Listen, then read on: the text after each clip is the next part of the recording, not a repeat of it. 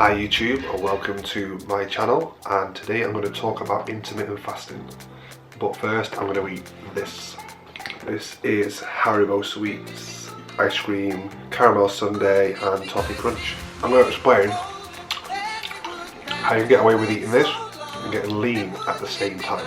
It might sound a bit crazy, but it's easy to do.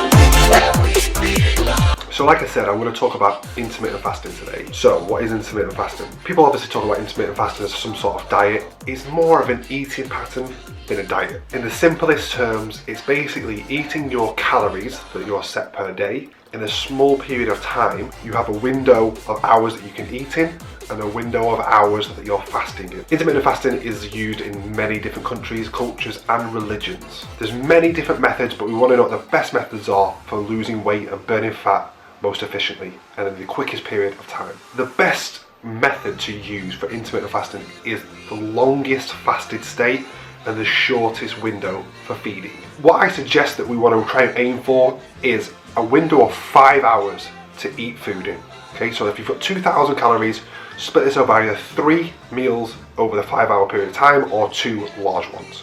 And then we want to fast for 19 hours. Now this sounds crazy difficult, but I'll get to that part later. I would say this is like the best method to use to burn fat. If that sounds too crazy, you can go for the 16:8 ratio, which is 16 hours fasted and 8 hours feeding time. And it's probably a good place to start if you're only just starting out doing intermittent fasting. So the idea of fasting is that you fast for a long period of time and you eat all your calories in a short period of time.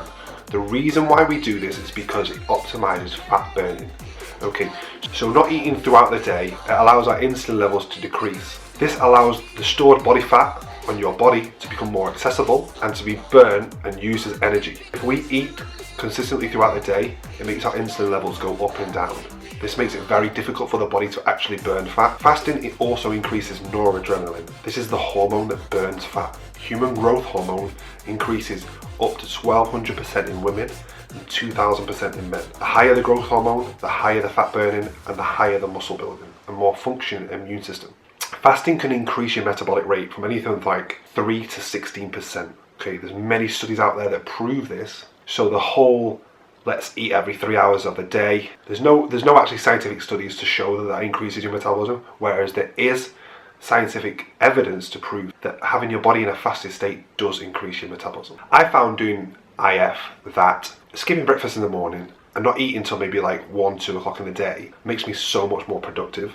I think that eating food makes you lazy and makes you tired, especially if it spikes your insulin. So going to work in the morning, staying busy and being in a fasted state, I mean, you can drink water, you can drink coffee, anything that's sugar-free, you can drink that. Being hungry, but also busy at the same time makes you more focused. It triggers your sympathetic nervous system. It makes you more focused, more energetic and more alert. Now think about this. Intermittent fasting kind of goes back to like our hunter-gatherer stage, okay? Back in the past where you would obviously live outside in the forest, in nature, you would get up in the morning, you would have no food because they didn't have refrigeration or storage or anything like that. They would go out hunting through the day, gather food, maybe catch animals, bring them back to the women. The women would then cook the food and they would sit and eat one big meal a day, then go to bed. Okay, that's kind of how like humans used to live. And let's go back, let's just say something that back in the day, humans never used to have diabetes and cancer and illnesses that we have today. Okay, so they were doing something right. So basically when you eat food, your body is in a fed state, okay, for like 3 to 5 hours after you eat.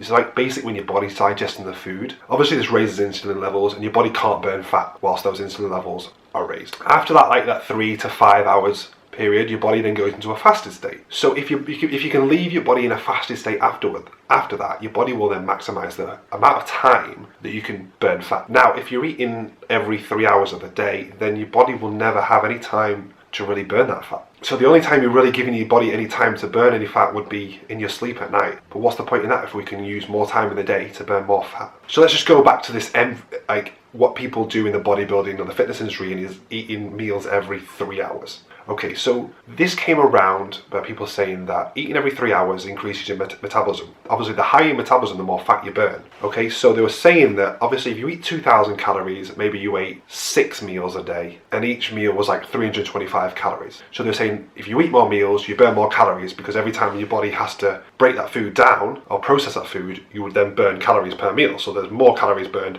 over a longer period of the day. The reality is that research doesn't prove that in the least. What it does prove is the amount of calories burned is proportionate to the amount of calories you consume per day.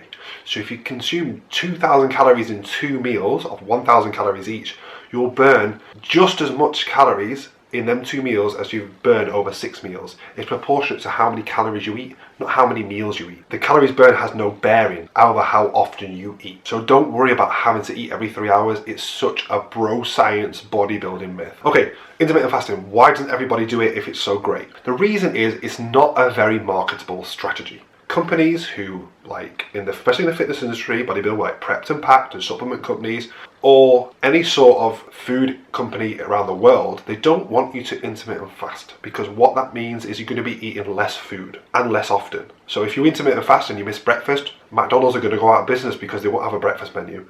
Starbucks won't be able to sell coffee in the morning, and every other company that sells any sort of breakfast is going to go out of business. So it's not a very marketable way of dieting. So people tend to not talk about it because it will hurt their profits. So I pretty much wake up every morning, don't have breakfast, I just have water or a carbonated, like, sugar-free energy drink, and then I go to work. I work through my morning clients, and then I push it out to about 12:30 or 1:30 whenever I can, and then I'll have a really quick pre-workout, which is, for me, 80 grams of carbs, 0 fat. That snack equals about 350 calories with like a little bit of protein in there. That comes from that carb source. I then do a full weight workout, and then I do about 500-600 calories worth of cardio afterwards. So that pretty much gets totally burned off. I think that eating breakfast in the morning makes me more hungrier throughout the day. I personally feel so much more satisfied from eating 2 large meals in that 5-hour period than eating small pointless little meals out throughout the day, because them meals never fill you up.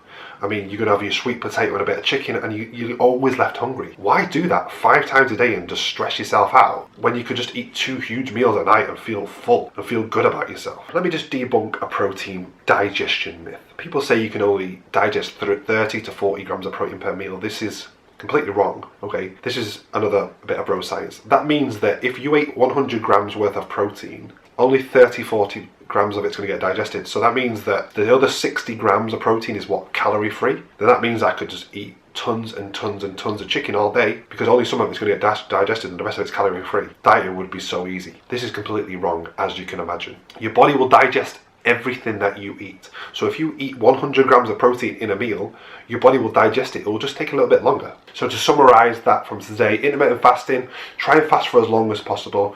Try and make your windows of feeding as short and as quick as possible. The longer you fast for, the longer your body will be in a state of fat burning for. There's no need to eat breakfast, and there's no need to eat small meals throughout the day. It won't raise your metabolism at all, and it won't make you burn any more calories. Intermittent fasting, like I said, you can eat 2 huge meals or 1 huge meal if you want, just to satisfy the feeling of fullness. There's no need to spread it out. It's not starvation. It's completely voluntary, and it's a lot easier than you think. There's millions of people doing it in the world, and it has many, many health benefits to it. So if you fancy trying it, and if you've got any questions, send me a message, ask me whatever you want to do, and I'll try and help you out. This works for me, and I'm pretty sure it can work for you. If you're bored and you've tried every other sort of diet out there, this is a super old school way of dieting. It's worked for so many people. So why not try something that millions of people throughout history have chosen to use before, instead of trying the next new fad diet of aloe cleanse or Herbalife, which has worked for nobody. Don't forget to follow me on Snapchat, Instagram, Twitter, Facebook, and don't forget to subscribe.